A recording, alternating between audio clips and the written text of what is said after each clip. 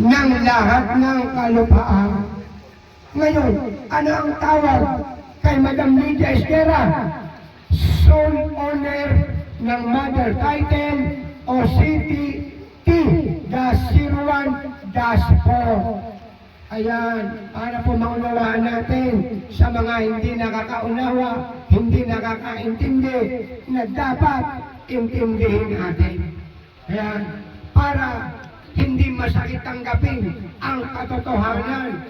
Kasi pag hindi nyo inunawa, hindi natin inunawa, hindi natin inintindi, masakit tanggapin ang katotohanan na na wala na tayong pag-aari na lupa. Pero pag ating inunawa, ating inintindi, hindi tayo masasaktan. Bakit? Kasi alam natin sa sarili natin na ang tao ay walang pag-aari. Wala. Kaya ngayon, yung sinasabi natin na lahat ng kalupaan, Luzon, Visayas, Mindanao, maging sa lahat ng bansa sa buong mundo, ang nagmamay-ari ngayon sa kasalukuyan, isang tao na lang, Madam Lydia Esguerra.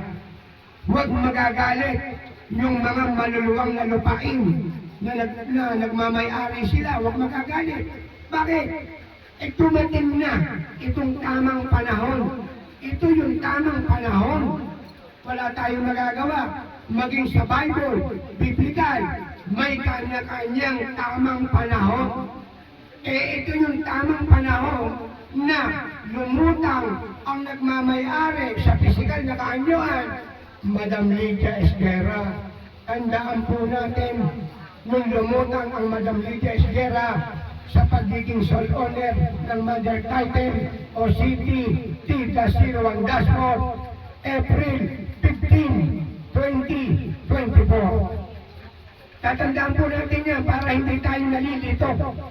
April 15, 2024. Ayan, taong kasalukuyan.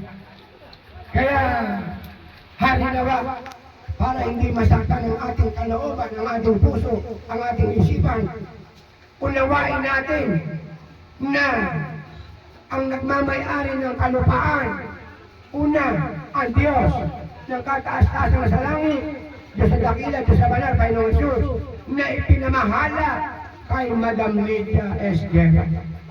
Kaya ngayon po, lahat ng may hawak ng titulo ng lupa, wala na po kayong pag-aari kasi ang pinangahawakan yung titulo ay wala na pong record, no email.